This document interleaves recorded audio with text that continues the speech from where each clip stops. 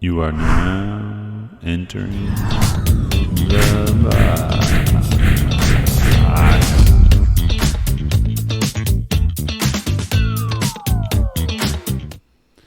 Welcome back to Inside the Box. Today we have Darrin Watkins, aka DW. What is up, man? Doing well. Just drove here from Lincoln, Illinois, and happy to be here today. Nice. So this is kind of a unique situation because typically I am the one picking guests or approving them, but you were somebody that was suggested by one of my team. So I'm going to be 100% honest. I don't know a lot about you, but I'm interested to learn. Yes, sir. Well, that's why I'm here. I'm hungry to get my name out there in a lot of different entities, and so this is one of the outlets for that. Yeah, awesome, man. Well, thanks for joining us today. So you're from Lincoln? Yes, sir. Nice.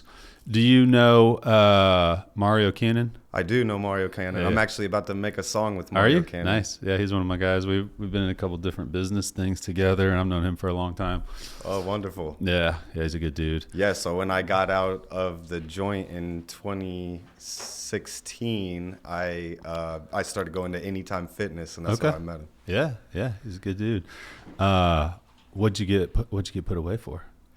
Selling cocaine and robbery. Oh shit! So 19 years old, I got locked Into up some after shit. after a few years of running. Finally, all caught up to me, and then I got sentenced 6 years at 50%. Oh my gosh, what's that mean at 50%? Half of it. Oh, so okay. I had to do three years. Okay, where were you at? I did 11 months in Logan County in the county jail, and then I got sent to Southwestern Correctional in East St. Louis. Oh man, how was that? It was a prison bit, you know. I made it useful though, because I told myself, like, pretty much from day one that I'm going to use my time incarcerated wisely. I'm going to read books, I'm going to write, I'm going to work out, and I'm going to plan for my future. That's good. And so that's exactly what I did. Awesome, man. Yeah, I feel like for some reason I've heard a lot of people talk about, on just different podcasts I listen to and stuff, like talk about being incarcerated and how a lot of them, it changed their life for the better. You know, I mean, do you feel that way, that it was something that had to happen to get you where you absolutely. And I mean, just like anything in life, like, you can use whatever is thrown at you in life, whether it's perceived as good or bad, you can use that as fuel for your success. Yeah. It's just who chooses to use the bad circumstances as fuel for their future. And like I said, like, from day one, that was my mindset. It was like, I'm going to use this and extract what good I can, which is just having a whole bunch of free time to think and work out and read and write. God, yeah, I can't imagine. But that's good. That's good you used it to better yourself, you know. Yeah, I always say stuff happens for a reason, you know, and it's just sometimes it's harder to find the reason than other times, but that's good that you use that time to progress yourself, you know. What was it like in there? Like, was it like, what shows, you know? I mean, I've talked to different people that have been incarcerated, you know, but I'm just curious, like down in East St. Louis, that probably was kind of crazy, right? Yeah, I mean, I was in a dormitory setting, so we had, like, there's just a bunch of metal bunk beds in a big old room. Oh, so you're not in like a cell with one person? Yeah, not a cell at that point. And so, you know, you just have to deal with a lot of idiots all day long. Yeah. Like, just people that annoy you and bother you, and like, you probably want to beat everybody down, but you know, if you do that, you just get more time. Yeah. So it's probably hard to fight that urge, or like decide when to stand up for yourself and when not to. A lot of hold back. Yeah, you got to hold yourself back sometimes, but sometimes, like, you know, you do have to go with somebody and let people know, like, you're not going to be messed with. Yeah, man, I can't imagine dealing with that. But that's, again, it's, you know, it's like sometimes shit happens for a reason, and that's awesome. You took it as an opportunity to do all that stuff. So you own a couple businesses now, though. Yes. What businesses you got? So when I got out, one of my ideas was to start a lawn care business. And so now I'm about 8-9 years in, and it's called TYG, Concrete Lifting and Landscaping is what it's turned into. Okay. Nice. And so we handle a lot of lawn care work, landscaping work. And then just last year, I got a rig, a big van with this system in it to pump polyurethane foam underneath concrete. Yeah, so I'm we familiar lift with that. concrete. Yeah. Yeah, no, my sister had that done, and we used to have a client that did that. So I'm pretty familiar with all that whole process. It's kind of an interesting process, you know what I mean? Yeah, To it's save actually people's really cool. concrete. How did you decide to get into that?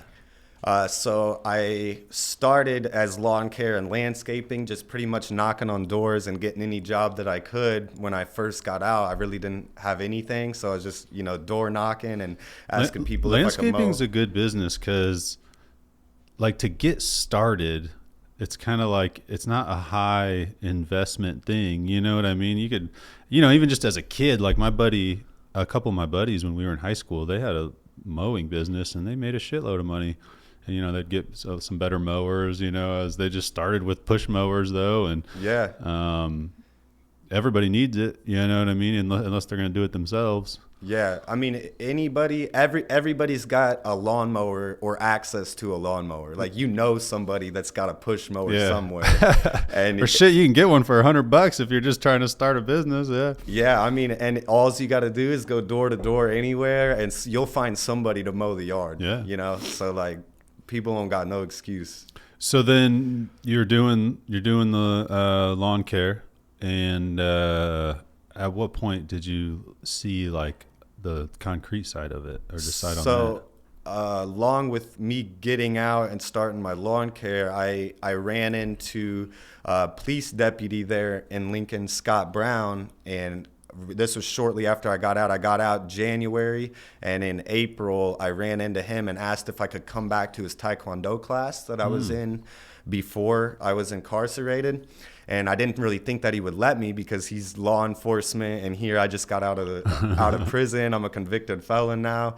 But I ran into him one day, and I asked him if I could come back to Taekwondo, and so I started doing Taekwondo classes again. And there was a gentleman, Blaine Howell, that saw me in there like on a nightly basis, like working hard, doing everything I had to do in there. And he asked me if I wanted to help him with his slabjacking business. And so I started going, along with everything else I had going on when I had free time, I'd help him do slabjacking. And so I learned all the tricks of the trade and how to run the business and everything. And then eventually I broke off and started doing my own thing and was able to secure enough money to be able to get the rig. Nice. Which was about $100,000. Holy so shit. I had to get some money from the investment, bank. Yeah, make an investment. That's awesome, man. Invest in yourself. Did it sounded like you really tried to keep yourself busy when you got out. Was that an important part of just making sure you don't fall back into things, or were you pretty solid on like, I'm going to make sure I'm good, like, you know what I mean, like not get into the shit that I was doing before? I think a lot of it was just the same exact mindset that I acquired when I first got locked up, like that my life is valuable, my time's valuable, and like I'm going to use each day to the fullest. I'm going to be engaged in different things, and I'm going to be active and making things happen. And so that was just like a perfect outlet. Like, I can get a workout in, I can network with a good group of people. It's so much consistency, and it was just teaching me so much mentally, physically, and spiritually to be in that class. And here, Mr. Brown, my Taekwondo instructor, he would speak of God on a nightly basis. Wow. And he would talk about his stories in law enforcement, and those things it was just more fuel for me to succeed. Cool. That's awesome, man. Have some positivity around you, and with all that, it sounds like helps a lot, I bet. Yeah, be careful who you surround yourself with. Right? Yeah, you can fall into stuff bad. Did you find that, although obviously the drug dealing and stuff was a bad thing, did you find when it came time to run a legit business that the experience you had from that, though, did apply to business to an extent? Yeah, 100%. It's actually funny you bring that up, because that was my exact mindset going into business, was I'm going to treat everybody just like I did my clientele for drug dealing. I'm going to show up on time. I'm going to answer. If they call, you answer the phone. Yeah. As soon as they call, you go there and get the job done as fast as you can before somebody else gets it. Yeah. I mean, same concept as drug dealing in business. Yeah. So yeah, if you're on the street and a good drug dealer right now, you could be successful in business. Get out of it and apply it to something that's legal. Yeah. No, I've heard that a lot before, you know, just from people I follow and things that I've watched, you know, I mean, you know, it's, you have a product, you got your markup, you got your time, your whatever the product costs, you know, and just figuring all that out. And a lot of times you don't learn stuff like that in school, unfortunately, these days. Yeah, you got to figure it out on your own. Especially if you, especially like in high school, you know what I mean? I know some high schools have changed a little bit, like Brad, one of our growth specialists who I think you met, he was telling me at their school that the kids like, they sell like, what was it, beef sticks? They do like this beef stick thing where they sell beef sticks, and then the money they get from that they take and they teach them how to like invest it in like stocks or something like that. Oh, very nice. And then they follow the stocks over the course of however long. I don't know how long they do it for, but I was like, oh, that's pretty cool. Like Yeah. we didn't do shit like that in school. Yeah, they need a whole bunch of different things like that. Because in reality, I believe that the public schools were designed to keep people down. They're not there to teach you to succeed and grow and flourish. You know, Yeah, they're a lot of they're times, to keep you yeah. in a mindset. Yeah, especially nowadays. I feel like there's a lot of random shit they're doing that's not the best. I always tell my wife, I was like, I feel like I wish I could homeschool my kids, because I feel like I could teach them a lot faster and teach them the stuff they need to know. You know, Yeah. I still try to do that, obviously, as a father, but you know, I read about people homeschooling. They're like, I taught my kid like all of first grade in like a month. And I'm like, damn, you could progress your kids fast as shit if you're homeschooling. Yeah, just got to be disciplined. Yeah, so it's yeah, I hope schools change a little bit more to stuff like that and teach them some of those real world skills, you know, because it's got to do something. Yeah, it's all falling apart, that whole system. I say we shut all of them down and start teaching the kids ourselves. Rethink the whole thing, really. So the lawn care, at what point was the lawn care business in before you added the concrete leveling? Like, did you have a good client base? You're doing well, and then yeah. So the only thing that kind of gave me the go ahead to get the concrete lifting was that my landscaping business was so established. Like, I already had lots of clients. I make enough money that I can cover the bills for the concrete system if need be. And so yeah, I went in there that you were good. Yeah, I went in with the mindset like, this is just supplemental to everything I'm doing, and it can't fail, you know. Yeah. Have you been able to get like a decent amount of clients for that from the people that you were doing landscaping for? You probably see their driveways, see their patios. Yeah, I would say like the majority of the work that I've already done with the concrete lifting business was clients that I've already had for landscaping, and you know, people just word of mouth spreads and get new customers and jobs that way. That's good, man. Yeah, and it's you know, if you're putting in, like you said, showing up on time, getting it, there's so many industries now that are like along those lines where people just don't pick up the phone or don't show up to give quotes, and I'm like, God damn, are they doing that well? Like, even when I've requested quotes for different things, I'm like, this person didn't even fucking show up. Like, yeah. Are you doing that well that you just don't have to show up to give quotes? It's kind of crazy. Yeah, you'd want to miss out on money, you know? A lot of people just don't have that work ethic. Yeah. It's like the majority of people do not have a strong work ethic that they're going to show up and make things happen and make it all click every day, you know. Yeah. It's some days they're on, some days they're off. Yeah. Yeah, or they get a good week and then they're like, oh, I ain't doing shit this week. Yeah. It's like, which, I mean, I guess I get, you know, if you're a business owner and that's how you want to handle it, but if you're not upfront with your client or the potential client, like, hey, I'm just swamped, I'm not going to make it out this week to give you a quote, like, at least you're letting them know and not just creating a bad name for yourself. Right. You know? 'cause yeah, that shit's frustrating as hell. Yeah. Good encouragement to make sure I get to all my customers on time. Yeah.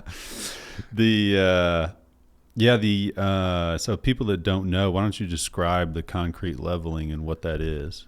Yeah, so we go into a property where you've had existing concrete and it's settled due to, a lot of times it's water drainage issues will cause the ground underneath to wash out, and then that'll settle, or just over a long amount of time, the ground begins to settle underneath the concrete and then the slab begins to fall with it. And so what we do is come in and drill a hole in the existing concrete, and then I start my system up and I run a hose into that hole, and then I pump the foam and it fills in any empty space in underneath the slab. And then once it's all full, it begins to lift the slab up. And so once I get the slab lifted to match the other slab where there's a trip hazard or where it's fallen, then once it's matched up and where I want it, that's when I shut the system off, and then we'll leave it there and I'll patch that hole, and then we're out of there. Yeah. Yeah, it's an interesting process. I think for people, like you said, if there's a lot of times what you notice is that there's just a big trip hazard, which can be a liability, honestly, for a homeowner or a business. So doing something like you're saying is also helping prevent that Right. that hazard or that potential liability of somebody tripping.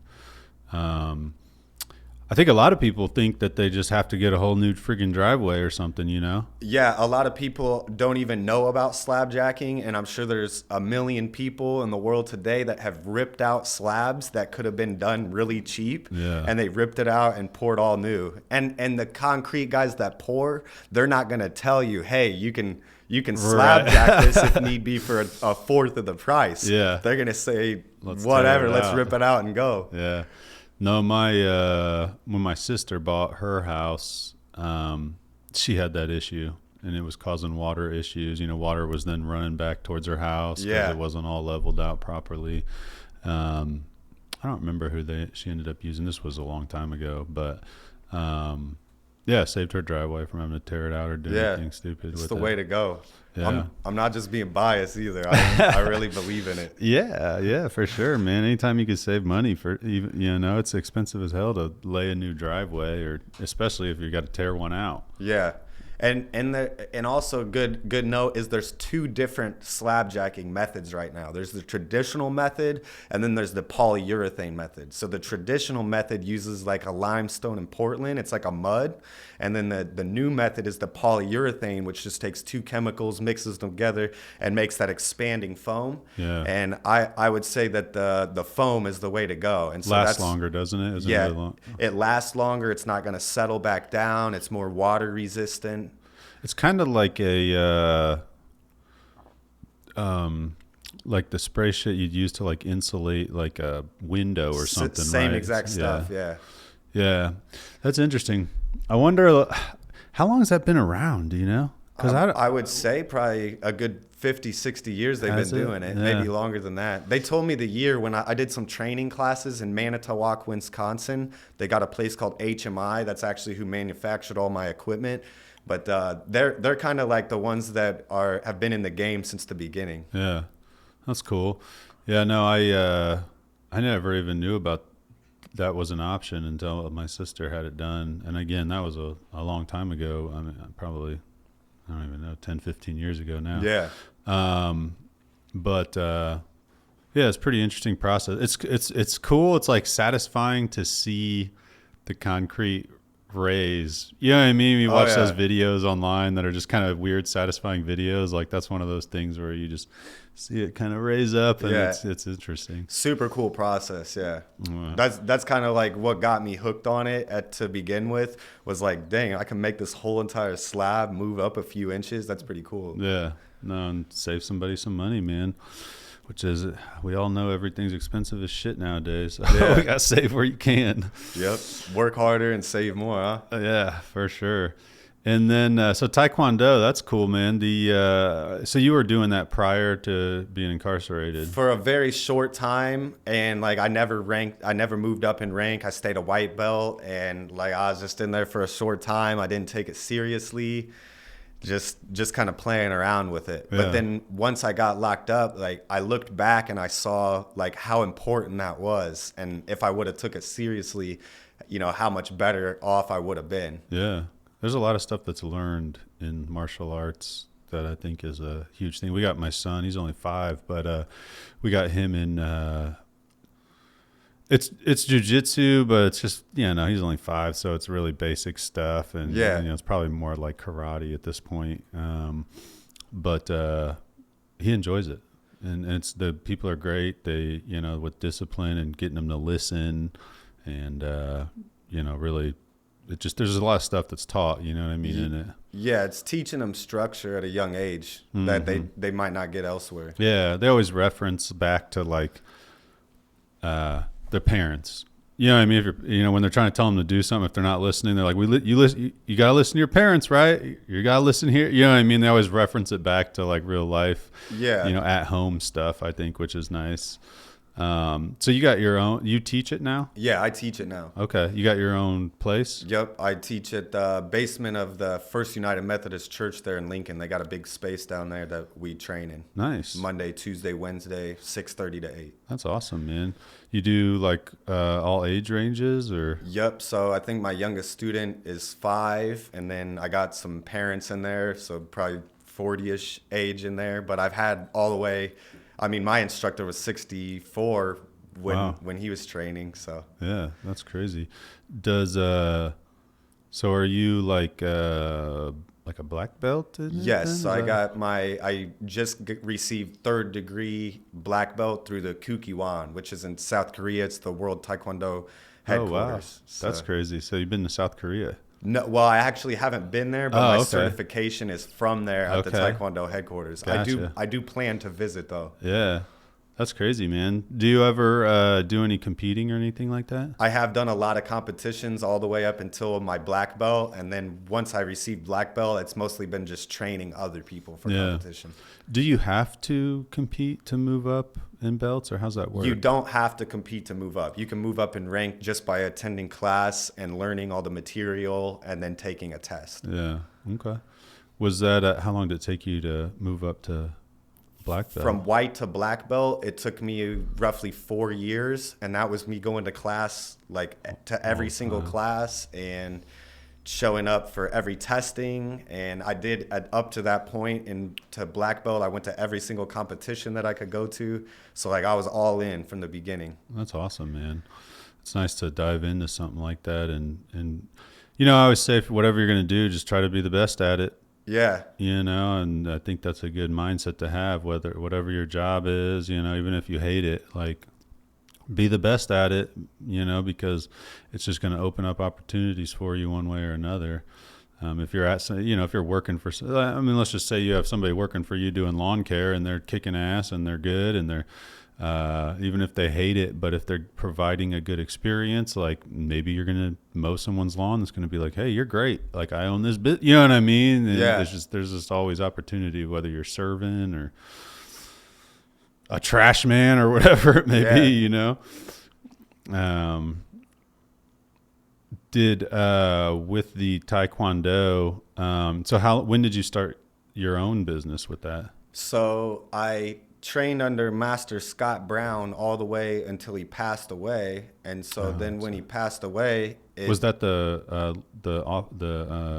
what did you say? He was a police deputy. Yeah. Yep, and he owned Lincoln Taekwondo there in Lincoln I think he had it going for almost 50 years. Wow. And so when he passed away, I believe it was just great destiny that I was the last one to receive a black belt under him. Really? And so I felt it my duty to continue teaching. And so I kept teaching all of his students. And then eventually his wife and son shut down Lincoln Taekwondo and the dojo that I was training at. And so then I started putting posts on Facebook that I'll teach Taekwondo in the Lincoln community for free if anybody will give me space to teach at. And so no one really, bid on that for a while. And then I started teaching at the rec, And so I would buy people's day pass, and we would go into the rec center in the gym there and train until eventually they kicked me out. They told me that I couldn't train a class of Taekwondo students here unless I was a rec employee and had insurance and all that. And so then I met a gentleman, Brian Clark, who owns the State Farm building there in Lincoln, and he had some space next door, and he told me that I would be able to use that space. And so I trained there for a while. Then we ended up getting my old dojang back where my instructor trained. And then he kind of helped me set up all the business stuff. So like the LLC, and he put his name on the dojang and made the bank account in his name. And then when I asked him to see all the money and see what was going on, all that, he wouldn't come off all of it. So then I told him I'm done. And so I ripped all my stuff out of the old dojang, and then I started training at the park, Scully Park in downtown Lincoln. And same thing, I told everybody if they want to come and train Taekwondo, come to the park. And here I am teaching Taekwondo. And so we had some very large numbers there at Scully Park, and we were in our uniforms, and everybody was driving by taking pictures of us and all that. And then eventually the First United Methodist Church said that I could use their basement there. Nice. And so since about last August, I believe it was, I've been training there in the basement. And so I got probably 15, 20 students on average there. That's awesome, man. Yeah, that sounds like you just did what you had to do to get things going. Yeah, it's so crazy because I'm not doing anything different today than when I first got out. And when I first got out and started Taekwondo, I said, I'm going to come to class every day. I'm going to take this seriously. I'm going to learn all the material. And here I am. All I did was that. Like, I just kept attending class and showing up and showing up. And now it just happens because I've done that I know all the material, all the students, they learn it from me. But I'm not doing anything different. I'm just showing up like I told myself I was going to do. Staying focused. That's awesome, man. Yeah, I think a lot of people don't put in the work that you have to early on. Like you're talking about with the lawn care, just going door to door and just like trying to get jobs. Eventually someone's going to say yes. With the Taekwondo, you said you were just doing it for free at first. It was very similar when I started this business. I was doing videos for either free or like $100. It was just like I was just trying to create a demand and get my name out there so people see, like, oh shit, I need video like that. You know what I mean? They see other businesses posting videos, and you kind of create a demand. At least I was, because nobody was really doing it, and they didn't realize they needed to do it with social media back then. But yeah, I mean, it's you gotta get it going and do something, and so people know you're serious. So I mean, that's a good way you handled that. Yeah, my mindset is like, there's this idea of like a ship without a destination to go to it just gets stranded and kind of blown away wherever in the ocean. Like you got to have a fixed destination. Yeah. And same thing with a man. Like if that man doesn't know where he's going or what he wants to do, then it doesn't matter which way the wind blows, because you don't know where you're going. Yeah.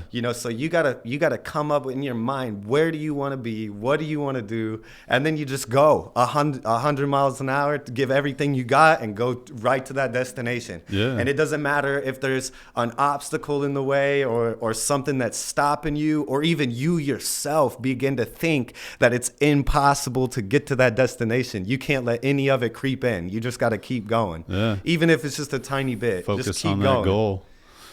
So I had one of my buddies on the podcast one time, and he said, it's written on our wall. It says, what is it? Goal plans change, but goals, I don't remember how he worded it. It was something basically like your goal is always the same, but the plan to get there changes a lot of times. Yeah. You know what I mean? So this may happen, it might set you back, or it might help bring you forward, or it might send you in a little bit different direction. But, as long as you have that goal and stay open-minded to how you're getting there, that's the most important thing. Right. No, that's a good mindset, man. It's hard for a lot of people to get in that mindset. Just stay positive, stay motivated, because again, like everything happens for a fucking reason. And it's just like, you got to just find that reason, you know? Yeah, there's good to be extracted from every disadvantage in life. Yeah. I was just talking to one of my buddies. I call him a friend. We don't like hang out or anything, but he actually just recently lost his son, 12-year-old, and super sad story. But he was like just super down and kind of really lost, you know what I mean, on that happening. And I'm like, I told him, I was like, I have no idea what you're going through. Like, I can't imagine. Like, I got 3 kids. Like, if something happened to one of them, I would be a wreck as well. And I just, what I said to him was basically the same thing. I was like, everything unfortunately happens for a reason, and it's just figuring out what that reason was. I said, some of the people that do the greatest things in life went through the toughest things in their life. And I think that's what you got to look at is, why did this happen? Why am I going through this? How can I turn this into a positive situation or a positive outcome long term? What can I do? How can this fuel me? Cause losing a 12-year-old passing away suddenly is just craziness. Yeah. It's hard to know what to say to somebody in a situation. Like, you ain't trying to offend. Yeah. And I had to be very careful with my wording, cause it's not a light situation. It's obviously not a positive situation. But just trying to, I don't know, just give him something, there, give him something to hold on to, you know what I mean? But even like your story, what you're saying, like, getting incarcerated and going through the shit you had to go through, I imagine it was a hard thing, like very hard thing, like being in there every day, like, when am I getting out? Like, what's going to happen? Like, but now you're out and it's changed your mindset, and it sounds like you're doing a lot of positive things. I imagine that Taekwondo, you're probably making a big influence on people's lives. And that's a great thing for sure. What kind of books did you read when you were locked up? So a lot of nonfiction stuff. So I told myself, like, I want to read books that are actually going to help me and like give me some wisdom. So one of the main ones was The 48 Laws of Power by Robert Greene. Okay. Very, very popular book. I'm sure you may have heard of it. I haven't listened to that one. I listen to a lot of books. I don't know. I'm just not a big reader. But I think I've heard of that one though. Yeah, so how to like gain power and how to observe people trying to gain power over you. But he writes 48 laws of how to do that. And so, like, always say less than necessary, reputation. Everything depends on reputation. Guard it with your life. Conceal your intentions. Never outshine the master. So like all these little tidbits to like kind of help you in your rise. That's cool. Yeah, I'll have to check that out. What would you say it was called? 48 Laws of Power by Robert Greene. Putting it in my Audible right now so I don't forget it. Let's see, 48 Laws. Another big life-changing books is the autobiographies. So like the autobiography of Benjamin Franklin, of Dale Carnegie, of Andrew Carnegie, of Thomas Jefferson. So you just find these successful people in the past, these big names that did big things, and you find out if they got an autobiography, so they wrote it. It's all their words of their life. And reading through those books has changed my life so much, to just hear like what these powerful and influential men of the past, like what they went through and what they did. And a lot of it is the same exact story as mine. Like, they came from nothing. They didn't have a whole bunch of money given to them. They just had a goal and they were willing to work hard for it, and they made it happen. And then they even did us the favor to write it all in a book. Yeah. So it's almost like, if you don't have a mentor in your life right now, you don't got some man who's succeeding and doing well that you can meet up with and talk to, all you got to do is go to the library, and there's 100 of them, 100 of those guys that have done amazing things, and you can read them just like they're talking right to you. Yeah, that's a good piece of advice. Yeah, It's funny you mentioned Benjamin Franklin. I was just reading something the other day about, was it Benjamin Franklin? He was light bulb, right? That was Thomas Edison. Thomas believe. Edison, yeah, duh. I think it was Thomas Edison I was reading about then. How he didn't actually invent the light bulb, and it was somebody else had like kind of invented it, and then I think, what was it? He like bought the patent from him because he wasn't doing anything with it. And I was like, damn, Edison gets all this fucking credit. He didn't even invent this. that actually goes back to the 48 laws of power. Let others do the work, but you take the credit. Yeah. No, it was interesting because everyone gives him credit for it. I don't remember the other guy's name offhand. I'm terrible with names. Trying to get better at it. Yeah. But I read one of my favorite books I read was Atomic Habits. Okay. You ever read that one? I haven't read it. I may have listened to some audiobook of it, but I know that's a very popular one. Yeah, it's really good. I love that. And it's just about getting a little bit better, like every day. And, one of the things it says, it's like, imagine, if you're on an airplane and you just change your course by 1 degree, like you're going to end up in a completely different place. Yeah. And it's not about life changing. It's not about huge changes that change your life, but a lot of small ones. You know what I mean? And it's pretty interesting, doing something 1% better. You like make yourself 1% better every day, and over the course of a lifetime, like that's a lot of change. Oh yeah. So that was a really good one. I like that one a lot. Yeah, that's how I am though. I don't read a lot of fiction. I like progressing knowledge and myself and bettering myself and yeah, stuff you can use every day. Yeah, and I live out in Sherman, so I got about a 20 minute drive in and home. So at first I was like, I don't know if I'm gonna like having this drive, because I used to just live right over here. It was like a 5-minute drive to the studio, less. Oh yeah. And it was just super convenient. But what I found is that drive here and then home is a perfect time to listen to books or just think about the day. Like, what do I got to do today? Just get my mind right before getting here. Yeah, it's just kind of like a meditation period almost to better yourself. So much needed. Yeah, the world's so full of noise that sometimes it's good just to stop. Yeah, I love driving. We just went to Breckenridge, and I drove the whole way there. You know what I mean? Like, where's that at? Out in Colorado. Oh, very nice. Yeah, to go snowboarding.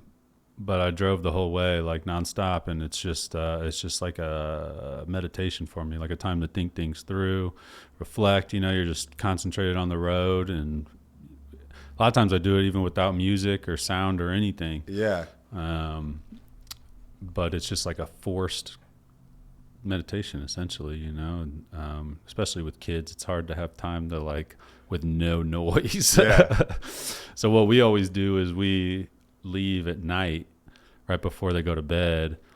So like we left at like 8 or 9 at night, so then they sleep for ideally through the night. Everybody's sleeping, and then I'm just by myself just driving. Cruising, yeah. So no, that's a great time for me. Do you do any kind of like meditation or anything like that? Yeah, so actually every single day before Taekwondo class, we go to a meditation position. So we all go to our knees, close our eyes, hands on the legs, back straight, and I tell everybody focus breathing in through the nose and out through the mouth. And so for at least like a minute to 5 minutes every single Taekwondo class, we do a meditation. That's cool. And then every once in a while, like in the house or same thing like you in the vehicle, like my idea is to let all the thoughts stop. Just let everything kind of become silent. And it's okay if there's noises going on around, because that's just outside noise. That's allowed. But like I try to still my mind and still my body. Yeah. No, it's weird when there's nothing else. You know what I mean? When you read about or listen to people talk about like meditating for like an hour, just sitting there. You know what I mean? I'm like, damn, that's crazy. Like I wish I had the time to do that, but that's why why I like driving, because it's like a forced time to kind of do it. You know, you can let go of everything, and you have time to think things through, especially when you're on like a 14-hour drive. Like eventually you think about everything, so then your mind's just kind of wandering, and that's what from my understanding is what meditation's about. Get to that point where like everything's kind of cleared out and it's just an open mind to think about, see where your mind goes, essentially. That's cool you do it at the beginning of class though. Oh yeah, it's one of my favorite parts of the day, and it's kind of cool because every once in a while I'm supposed to have my eyes closed, but I will peek and open my eye a little bit, and just to see all the students there, and we got this room full of people, Feels good. And we're all just completely silent. Like, where does that happen at, other than Taekwondo class? Probably feels pretty good, man. Helping, having those people listening to you, like, and directing them on bettering themselves, getting them to meditate like you're talking about, or learn what you're teaching them. Yeah, I mean, I just try to do what my instructor did with me. Like, when I look back on my life, one of the most impactful things was Mr. Brown, my Taekwondo instructor, and his presence in my life. And so, like, one of the big things was every single night when he came out to teach the class, he would talk. And so I do the same thing. Like, I try to have something to say to lead people in the right direction, or a story that's life-changing, or some kind of inspiration every single day.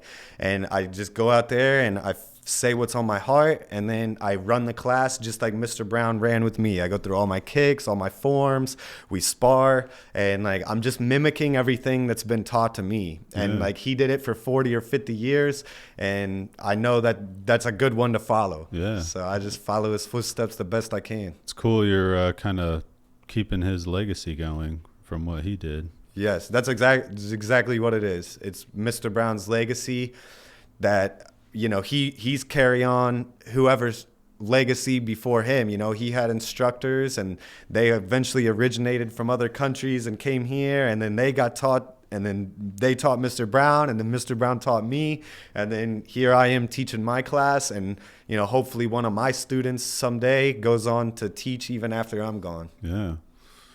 Did do you ever dabble in any other like types of martial arts? I've played around a little bit with like wrestling, jiu-jitsu, boxing, but never like Taekwondo, where I'm there like every day and dedicated. It's probably hard to at this point. That's one thing I hate is like there's a point where you get so busy, it's like hard to learn anything new.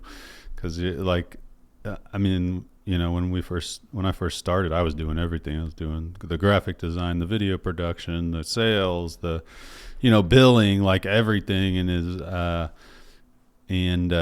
was in it. I was using the programs all the time. And like nowadays, like I'm not in the programs as much, and they change so quickly. Like, I try to talk to my team. Like I expect you guys to be the best at this, because I don't have the time to stay on top of every change with every program. Right. So that's what I need you guys to do, so you can teach, people coming in or help them learn or whatever that may be. It's a tough thing I struggle with, because I just love progressing myself, making myself better, learning the new things, learning how to do something. And when it comes to that, also connected with like technology changes fast. Yeah. So it's hard to stay on top of sometimes. Stay ahead of the curve. Yeah. So was a lot of your what kinds of things do you do now for like like your lawn care business and slabjacking business? What kind of things do you do now for like obtaining new clients or keeping the business growing?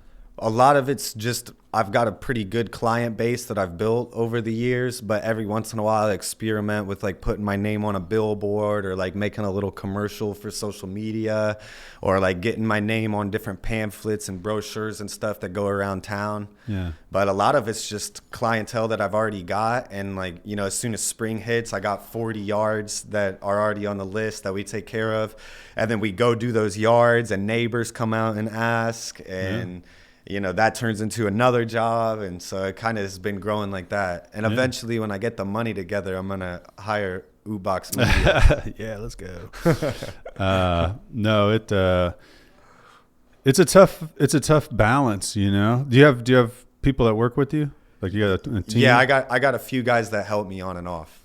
Yeah. And it's a tough balance, because you also like, one thing that I never did was like think about like how big I guess I wanted to grow. Like I do think about it, but at the same time, like I just kind of kept going. I kept going. All right, we got another client. Keep going. Oh, okay, we need to hire somebody. Keep going. You know what I mean? And it was, I had one guy in here doing some work for me, an electrician, and he was asking us about our services, you know, and I was like, it's just him. And I told him, I was like, one thing you need to think about is you got kids, you got a young family. Like, how much do you want to work and how much stress do you want to take on?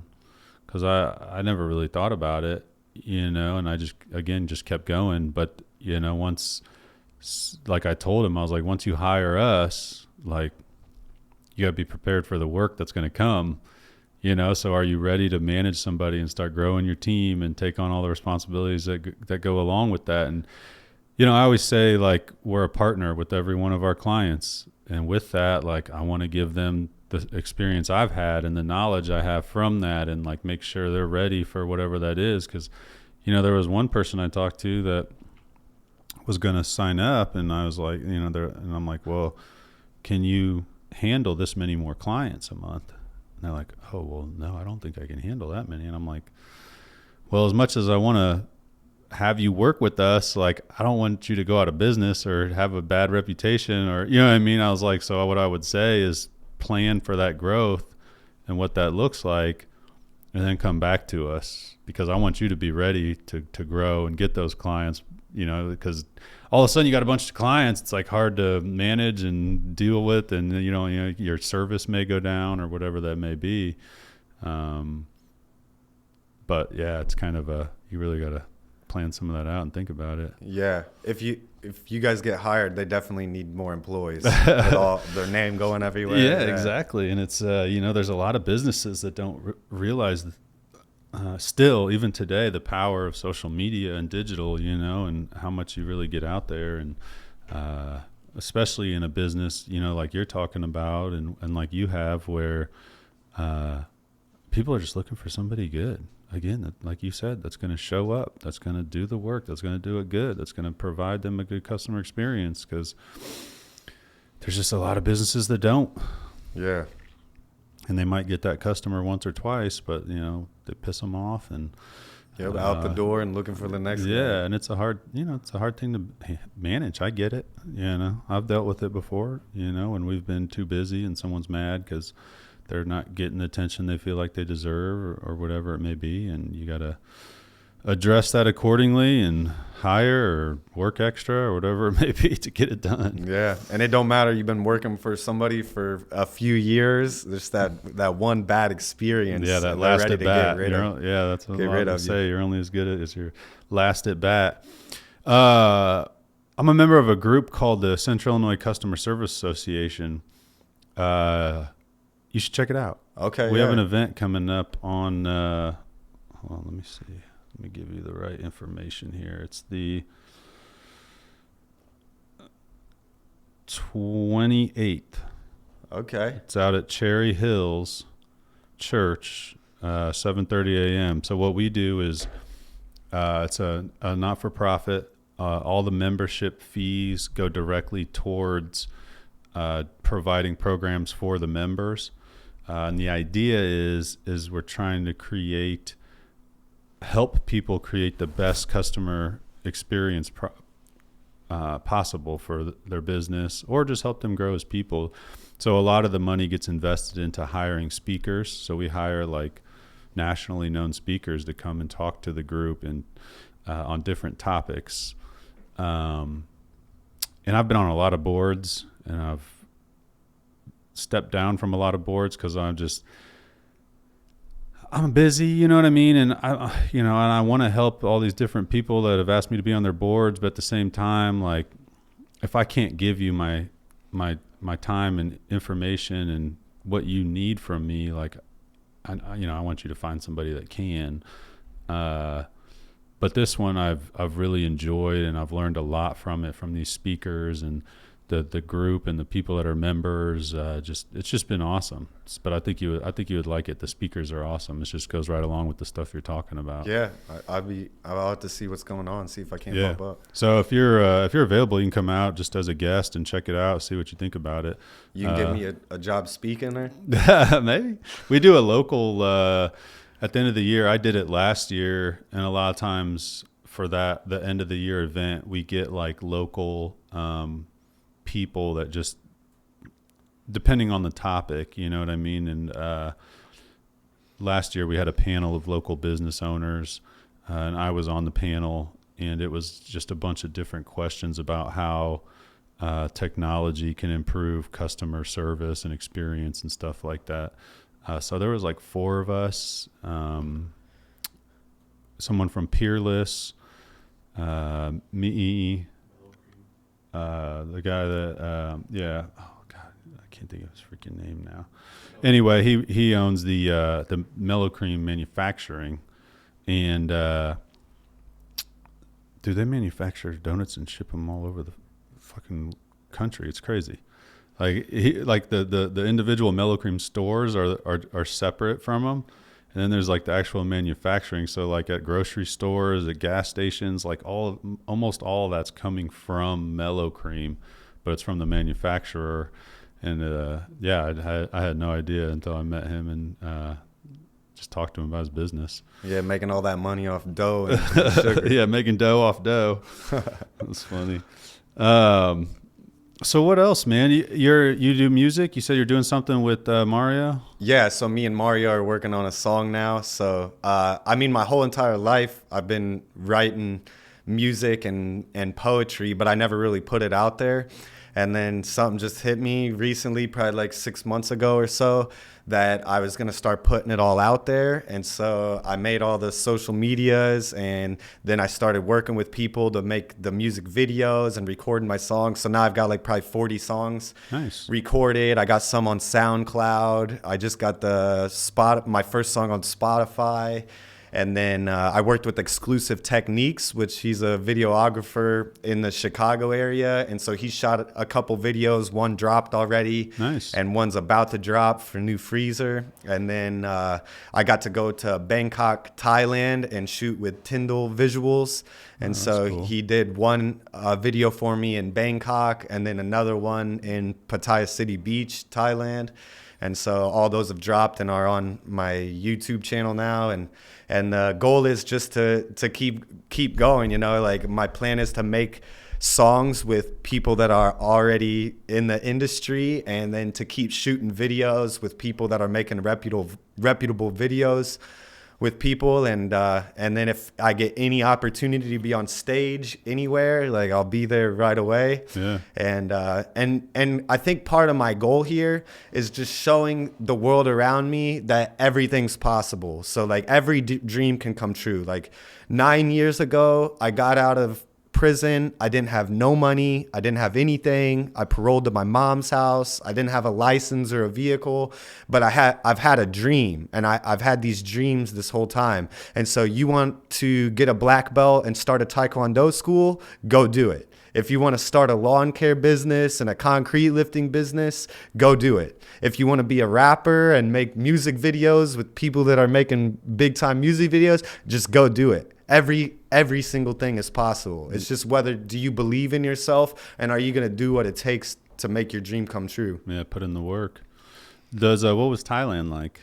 Oh, it's best experience of my life. I've actually highly considered just getting rid of everything I own in the United States, having one card with all the money on it, going there and buying a condo and my phone for a year, and restarting life, because it's just so much different. Like here in the United States, when I look back, when I was in Thailand, I'm looking back, I was like, man, the United States is like prison. Like everything's expensive. You're like stuck in the same place.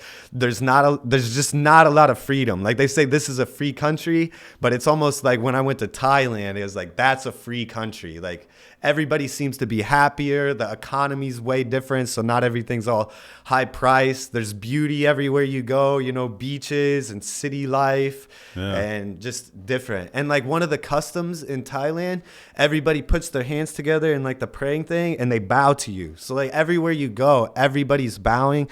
And like I had this idea when I went there that that like I'm gonna have to watch my back and who's gonna rob you and like, you know, just normal stuff you think like when you go to a new area. But then what I found was like everybody's very humble, very kind. A lot of them they learn English in school so they can communicate with you. And yeah, just overall highly good experience. That's awesome, if man. you can go, man, just go. Yeah. And that's your money awesome. here, like if you're making any amount of money in the US, you go over to Thailand, it's like Goes a you're lot you're like a further. millionaire. Yeah, like everything's affordable. Yeah. Yeah. No, I always say I wish I would have traveled more like after school. You know what I mean? And just went and experienced some other cultures. And it's just so hard now to like, you know, go somewhere for a month or whatever, you know. And yeah, I've never been across the Atlantic. I've been to like Dominican, I've been to Jamaica, you know, I've been to Mexico. You know, Hawaii's in the United States, obviously, but I've been to Hawaii. Oh yeah, you've been around. But never got to cross the Atlantic, go to Europe or Thailand or any of those places. It'd be a cool experience. Yeah, I mean, I think I paid like $900 for the round trip plane ticket, and then I probably spent like a couple grand or $3 when I was over there. So Yeah. it is It is interesting It's how your nice. money seems to go a lot further in some of those countries. Yeah, it's expensive as shit, man. Everything's still on these COVID prices. I'm like, what's that going to stop? Because Yeah. COVID's over. Everyone's used to jacking you on things now, so it's like it's never going down. Once they raise it, it's where it's at. The only remedy is make more money. Yeah. Work harder, make more money. Yeah. It seems Be like rich. seems like a grind all the time. It's fun though. Do you find it fun? Oh yeah, I mean, I enjoy everything I do. Like I think to myself, I could be in a factory or a fast food joint and tied down and not know where I'm gonna go next and Yeah. making a little bit of nothing. And instead, I've built something that, you know, it pays me well and it gives me a lot of freedom and opportunity. Like, you know, like even the music thing, like a big reason why I was never able to do that was because it costs money. Like you got to pay money to go to the studio. You got to pay money for the guy to do a video of you. And then you got to have the free time to sit there and write a song to an instrumental. You know, like it takes time and money to do. And so now I've got the freedom. Like if somebody called me and said, hey, we need you to go do a show here, like it's easy for me. Like I make my own schedule. I'll just go. Yeah. Yeah, it gives you a little bit of freedom for sure. Does you know, on the music side of things, I would argue that a little bit because I feel like it's cheaper than ever to do it. You know what I mean? I was actually just listening to Theo Von and Post Malone. He was on Theo's podcast. You ever listen to Theo Von? No, I'll have to check him out. Oh my God, dude, he's so funny. His reels and his short clips are so good. There's so many of them, but he's a great comedian. I went and saw him down in St. Louis. But Post Malone was on there, you know, and he was talking about how, you know, obviously this was a different time. Things weren't quite as flooded, but he was one of the first artists to blow up on SoundCloud. And he was like, I was just using Audacity, which is free. He said, I don't know. I've never used it, I don't think, but he said it's free. At least a version of it's free. And he's like, I had $100 microphone and I recorded all that with basically nothing. But there's so many people nowadays just on TikTok, man. You ever put just little clips of your songs on TikTok? I don't have TikTok right now. Oh my God, dude, I probably should though. Yeah, I know people bro, like I'm telling you, if you just take like look at one of your songs and like think of just like a 30-second or 15-second sound bit from it that somebody might do something funny to, or might decide to do a little dance to, or might just really resonate with somebody.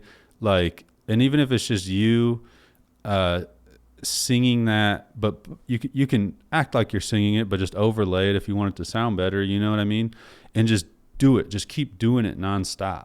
Like, do it in front of a microphone. Do it in front of, walking down the street. Do it in your Taekwondo gear or whatever it may be. You know what I mean? If you just keep doing that same clip, and you could do multiple ones, obviously, and alternate them. But if you do that and post 5, 6, 7, 8, 9, 10 times a day, like, I almost guarantee you something's going to catch on at some point. Yeah. Like, what was that? astronaut in the ocean, or what was that song? It's like, I feel like an astronaut in the ocean. You remember I that? don't You ever know heard that that one? God, what was that guy's name? Something Wolf, or pull that up real quick. What was it? I was reading about this dude though. He had this song "Astronaut in the Ocean" blow up. Masked Wolf. Yeah. And he went from like no streams on Spotify, and it blew up like in one day, and within like a week he was making like thousands of dollars a day on Spotify. Oh yeah. Or something like that. Yeah, or like I don't know. Actually, I take that back. I don't know if it correlated. I don't know what the correlation was to the money, but he was getting like hundreds of thousands of streams a day on Spotify just from a little clip from his song blowing up on TikTok. And it just, obviously I don't know. I haven't heard much from him since. So, but still you get something out there, you know what I mean? It could change everything, Yeah. I don't know if he stayed on top of it or whatever. I've heard a couple of his songs since, but it's just crazy what you can do with social media nowadays. It's going to be weird for the future because there's so many ways to make, like, for a kid that just has all the time in the world to make a little bit of money on social media. Like I think it's very easy for somebody to figure out how to make 50 or 60 grand a year on social media, especially if you got all day to do it. Yeah, absolutely. And it's going to change, I think, honestly, I think it's going to change like the workforce, because there's going to be so many people that are making 50, 60 grand, just random little things on social media that they're like, well, this is enough for me. You know what I mean? Like, I don't need to make it down. Yeah, exactly.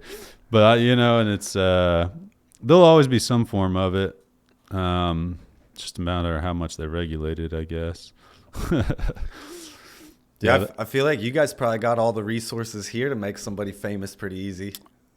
We just had a conversation with one guy, and his business is so weird that I was like, dude, I bet you can make hundreds of thousands of dollars, if not millions of dollars, just showing. I'm not going to say what his business does, but like, I'm going to give a comparison. Have you ever seen the videos? We talk about stuff being satisfying, like I was saying, the concrete rising is kind of satisfying. Have you ever seen the videos of the dude that has the hydraulic press? He just smashes stuff. Yes, I have. Smashes all kinds of shit. He's like, oh, let's smash this cup today. And just fucking smashes it, computers, like all kinds of random shit. It's kind of like the other dude that blew up from What's Inside, where you just take shit apart and you see what's inside it. He cuts it in half. He'll cut like everything in half to see what's inside of it. Yeah. But this dude has like a weird business like that I'm like, dude, you could probably just do that. If you just did that, like 10 videos a day, just doing what your machine does. Like, I was like, I bet it would pop off eventually. You'd probably be making hundreds of thousands of dollars a year. We do have the resources. I tell the team here all the time, I'm like, we need the right product, man. I'm like, we need the right product. And this whole business might just turn into a marketing department of another business. Yeah. But it's, I don't get to make as much content as I used to. I love making content, I love music. I've never like made any music myself, but I love music. So no, I think, obviously you're a busy man, but who does a pretty good job of it locally? What's that one dude's name? Oh fuck, I can't think of it. Hold on, I gotta look it up.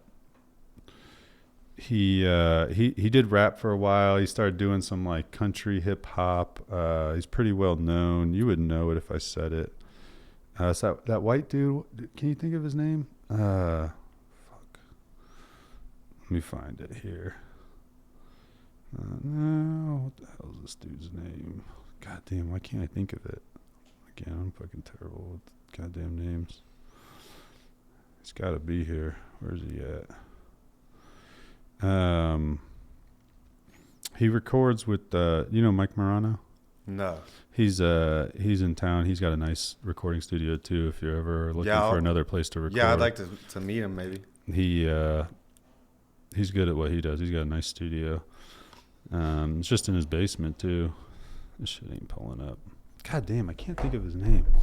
Anyway, he's been doing it quite a bit. He's got a pretty good following online. He does some shows and stuff. Nice. I'll find it when we're done and show it to you. You can check him out. He'd be a good artist to collab with, though. Okay, yeah. I think he's got like 40,000 followers on TikTok or something, so that's pretty good. Nice. Yeah, I'll make a song.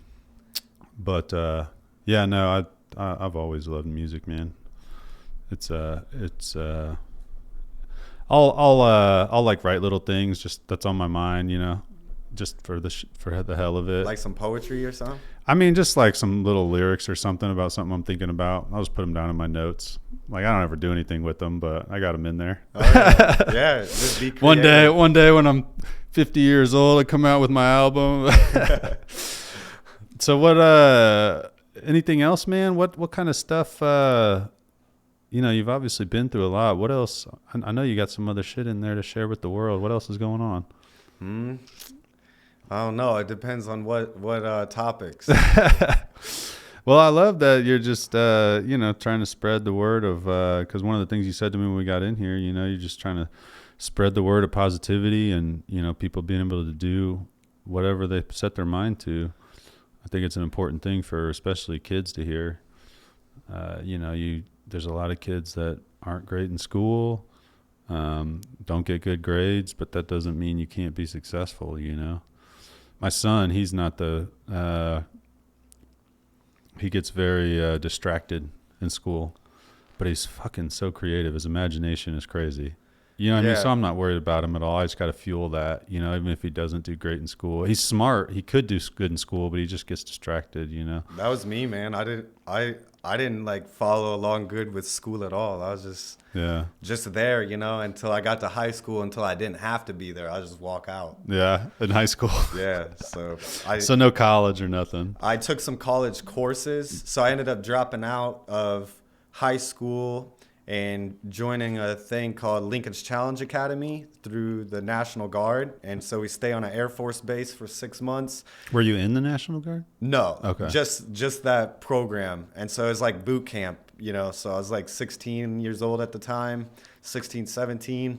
And they put you in a uniform and you stay in a dorm with other guys, and they wake you up in the morning to do PT. Yeah. And I got my GED there and all that. So I stayed there for 6 months, and then I got out, and I was supposed to, you know, take the right route at that point after all that, but instead I just kept selling dope, running the streets, and just messing around, didn't care about anything, and eventually got in enough trouble that they locked me up. Was that like a forced thing from just getting in trouble when you were young? It was mostly because I was gonna not be able to make enough credits to pass high school. Gotcha. And so the better alternative was to drop out and go to Lincoln's Challenge Academy, Gotcha. which at the time sounded more fun to me. Yeah. Do you find that you got into all that shit just from people you were around, your environment mostly? A little bit of like, I one of the things I talk about in my story a lot is that my dad abandoned my mom before I was even born. So my real dad wasn't present from the very beginning. And a little bit of lack of discipline, lack of guidance maybe. Yeah, and discipline. And so I kind of grew up figuring it out on my own. But then I had an older stepbrother who he was going down the wrong route, you know, getting in trouble and partying and a lot of girlfriends. And actually that's where I learned the walk out of high school trick, was that me and my grandmother would take my older brother to the high school, and he would walk in one door and then out the other door. And so I was just following those footsteps until it all caught up to me. And now he's been in the joint probably 3 or 4 times. Wow. And luckily I got out and didn't go back. Yeah. Yeah, it sucks that there's a lot of people that kind of just get caught in that routine, but they get out and, you know, from what, you know, obviously I don't know personally, but like they just kind of, it's a lot easier to fall back into what you were doing, I feel like. Yeah. And especially when like now you're a convicted felon, so you don't have the same opportunities. Feel tied down a little bit. Yeah, just the stigma, you know, like people, once they get locked up, they feel it in themselves, like, I've been to prison or I got a record, so like I can't do it. Yeah. That's the most common mindset, is like, this happened to me, so I can't do it. but it's all just in your head, you know. Like, you can truly do anything. Like, there's nothing stopping you from doing anything. You can jump through every hoop and obstacle if you're willing to. But the easier route is to say, oh, I got locked up, so I can't do it anymore. Yeah. Find excuses. I always say there's two types of people in the world: the ones that make excuses and the ones that, you know, solve the problem. Yeah. I like, there's two ways to look at the world. One, that everything's a miracle, and one, like, nothing's a miracle. Yeah. Look at everything in your life like a miracle. Yeah. Yeah, it's good mindset to have, for sure. From the experience of being locked up, was there anything that you feel like the system could do better to help people getting out? Like, does that make sense? Like, you know what I mean? Like, I feel like sometimes, you know, people are probably locked up and they don't get the proper, like, rehabilitation. Yeah, I think if one big thing is, I think if somebody's gotten off parole, if they served their time, they paid fines, they did all the classes and all the nonsense, had a parole officer, and they get off parole, that's when everything needs to be cleared off the computers and the judici.com and all that. Because this is stuff that, like, now when you go somewhere else, even though you did your time, you paid your fines, you got off parole, it's still being held against you. To me, that's insane. And did that come up at all when you were trying to get loans and shit? Nothing came up when I was dealing with the bank, but the one thing that it really messed me up on was I was going to get my private pilot's license. So I worked and I had 20 hours with a flight instructor. I was studying all the aviation stuff that I had to do to take the test. And I was doing everything I had to do, and I was getting, like, really close to the point where I could get my private pilot's license. But then you had to go take, it's called a third-class medical exam to get your private. And so you have to, like, write about your record and all that. And since my record had substance things involved, they didn't pass my third-class medical, which means they wouldn't let me continue to get my private pilot's license. Damn. But that was one of my dreams that hasn't came true yet, that I believe can still come true. But I got to get an aviation lawyer and continue taking those classes. Oh. What made you want to do that? I had a friend that he was a flight instructor, and so there was a time where I had to get a hernia surgery. So in Taekwondo, I got kicked so hard that I believe it gave me an inguinal hernia. And so I was in the shower and I coughed one day and I saw that little bulge from that hernia. Oh, shit. And I was like, oh, I got to go get that checked out. And so I got it checked out, and he told me that I'd have to get the surgery on it. And so when I was going in for that surgery, I knew that I wasn't going to do any labor for, like, you know, a few weeks to a month or whatever after it. And so I reached out to my friend who was flying. I didn't know he was an instructor at the time. I just knew he had a plane and he flew. And I asked him, what do I have to do to be able to fly an airplane and get my license and all that? And he said, oh, well, don't worry about this school that you're talking about. Just come and meet me and we'll go do flight lessons. And so I started working with him. And I got to fly the airplane and take some tests and all that. So, yeah, that'd be crazy. My buddy hit me up one day, and he was like, you want to go for a flight? And you know what I mean? And I was like, what do you mean? And I didn't realize he had a plane and shit. So we went up in his plane and flew to Southern Illinois, and yeah, it was. I was like, man, this is like, I would feel so nervous, like, flying a plane, especially with somebody else in it, like just having their life in my hands, you know.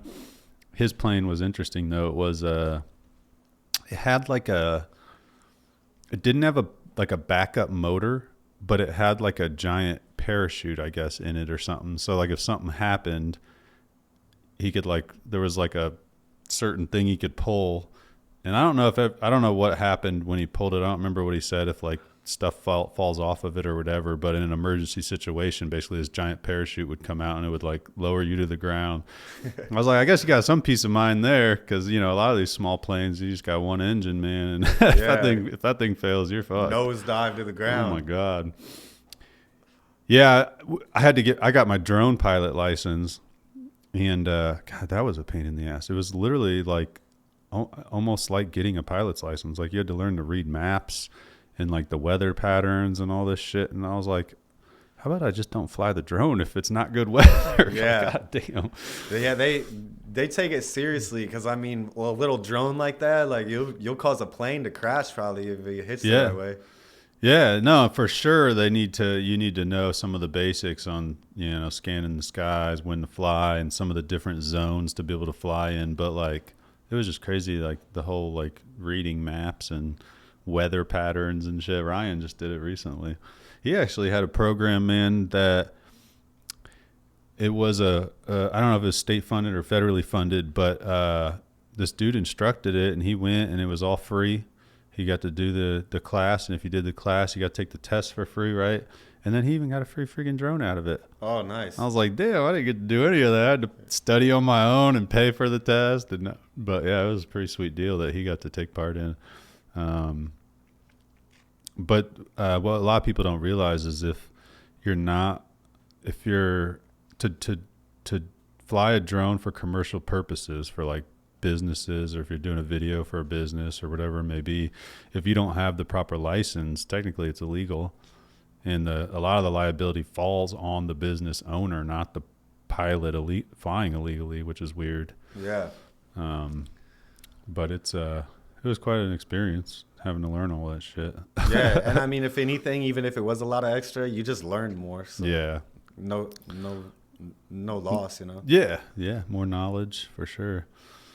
Well, shit, man. I think I'm glad you came on today. I'm glad that you were recommended to come have a conversation, because it's awesome hearing your story, and I think that's inspiring to people that might be in similar situations, and it's awesome you've been successful with everything you're doing. Yeah, I'm gonna keep it going. So stay tuned. Yeah, what's a good way for people to find you or check out your music? Or I'm on Facebook, Darrin Watkins, on YouTube, DW, Instagram. And then how about your businesses? What's a good way to get a hold of you? If someone needs some lawn care, their driveway fixed, or yeah, the Yard Guys Services, or TYG Services LLC.com is my website, or you can hit me up on all the socials, or we're on Google, TYG Concrete Lifting and Landscaping. Nice. Awesome, man. Well, it was good having you on. Great hearing your story. Good to meet you. And congratulations on all the change. And I think it's a great story for people to hear. I think it's a good representation that you can, if you put your mind to it, you can do anything. Yeah. So I'm going to close out with a poem, if that's okay. Hell yeah. Yeah. Let's hear it. All right, let me whip the phone out. I probably should have memorized it, right? That would have been more professional. It's all good. I get it. When you're making so much, though, it's hard to go back. I don't know how all these artists remember all their damn songs when they go to perform them on stage. One thing that I've learned, though, if I write the music and then I go record it, even if I had to read it to make it, once I make it and I can like listen to it in the vehicle a few times, it's so easy to memorize it. Yeah, it's like you're doing every possible way of it. You're writing it, you're thinking about it, you're singing it, you're listening to it. Yeah, it's like it's embedded from day one. I always thought it'd be cool if school somehow like turned, like I think of myself in school and I just hated to read, but if somehow like the lessons were turned into like music. You know what I'm saying? Yeah. Like a history lesson or something. If it was somehow turned into music where you could just listen to it, like I feel like I would have retained that stuff way better. Because yeah, I could sing songs that I haven't listened to in years, but I used to listen to all the time. Yeah, and that's like where the public schools are failing, or even private schools are failing, because it's like this image, maybe you've seen it before, where it's an image of all the different animals, and then there's a teacher with a test, and he says, okay, now everybody climb the tree. Well, the monkey can climb the tree, but all the other ones, they're not good at climbing. Yeah, no, I've never seen that. That's funny though. And that's like how the school system, like there is students that are good at sitting there at the desk, listen to a lecture, and then go take the test. But other people, they don't work like that. Like they need to be hands-on, or they need to be doing something and not just sitting there. Like everybody retains differently. Yeah, for sure. So this is off my Facebook page. So I write all my poems. Every time I write a poem, I don't write it on the book anymore, like on a piece of paper. I write it in Facebook and then I post it. Nice. So they're all there. That's and cool. then I also have a book, Wrong or Right, that's on the way. Okay. So Are you publishing that through like Amazon or something? I or? have a friend of mine that's helping me publish it, and I don't know if she's doing it off Amazon or what. Yeah, because you can self-publish on Amazon now. Yeah. There's actually, I always have thought it'd be cool to make. I got some different ideas for some kids' books. Oh, very I always nice. thought that'd be cool. Just teaching lessons in a fun way. Yeah, and do you do the illustration too? I haven't done shit with it, but it's something that would be cool to do someday. I was actually, my niece out here works for me, and she's awesome at illustrating and drawing and stuff. And I was talking to her on our vacation. She went, and I was like, man, would you want to do a book sometime? Like I was like, I'll write it. I'll give you the ideas, behind what I picture on the page. And you can kind of illustrate it, because I do graphic design. I'm not a great drawer in general, though, or illustrator, which is weird because I used to do it all the time when I was a kid, like drawing little superheroes and stuff. You know what I mean? And I just at some point stopped doing it. And I could probably get into it and develop my own style, but she's good at it. Like, Yeah, she could turn it into a cartoon, like an animated. An animated cartoon. Yeah. But that's what the world does to us, man. We every kid, they all these different ideas and things that they do, but then the world tries to suppress that as you get older. Like, just go to your job and just go home and just pay your bills and forget everything else. Yeah. No, for sure. So this says, my mind's screaming, I need to meditate, stop dreaming. You'll never be a superstar and your poems are just plain subpar. So why you think you'll get so far? Why is it you believe in this? I'm killing all the fears in me, I won't send no condolences. Your doubts in me and thought word deed cause bad breath, so I'll send some mints. And if life is what you build or not, your love is all the wooden bricks. DW. Nice. I say that's Can I hear it again, but slowed down? Yeah. How slow? Like 0.5? Yeah, slower? just read through the pieces of it. All right, here we go. Give me a second to take it in. Okay, yeah. Soak it up. Bite on it. My mind's screaming, I need to meditate, stop dreaming. You'll never be a superstar, and your poems are just plain subpar. So why you think you'll get so far? Why is it you believe in this? I'm killing all the fears in me, I won't send no condolences. Your doubts in me and thought word deed cause bad breath, so I'll send some mints. If life is what you build or not, your love is all the wooden bricks. DW. Nice. Yeah, that's awesome. Yeah. Man.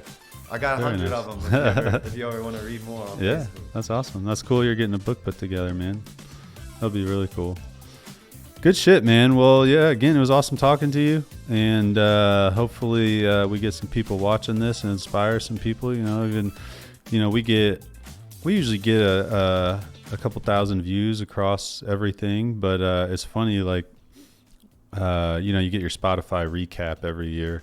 And like 2 years ago, I remember getting it and not thinking much about it. And it was like, you're the top podcast for, like, the number one podcast for 3 people. And I was like, damn, like, I don't listen to it on Spotify, so it ain't me. Yeah. And most people I know, like my wife or, people here, like most people that I know don't listen to it on Spotify, but there's 3 people out there that it was the number one podcast for. And I'm like, we don't even post that much. But it's just, even that little amount is inspiring. You know what I mean? It's like, damn, okay. Well, it just kind of drives you to keep doing it. And then we were the top 10 for, like, I don't remember, 8 or 9 people. Oh, yeah. So it's like, yeah, that's pretty cool, man. I believe in you guys. I think this place is wonderful. You got DW on the podcast. There we go. Yeah. You got a freaking cyber truck out there. you guys are legit. Yeah. No, I appreciate it, man. And again, it's just been one of those things. Just hard work, keep going, and trying to do what you think's the right next move, get you where you're headed. Yeah. So, well, that's awesome, man.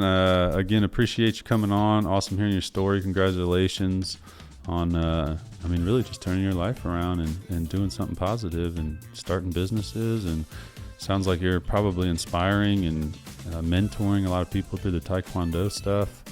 So that's awesome. Yeah. Let's uplift the world together. That's awesome, man. Well, thank you. Yes, sir.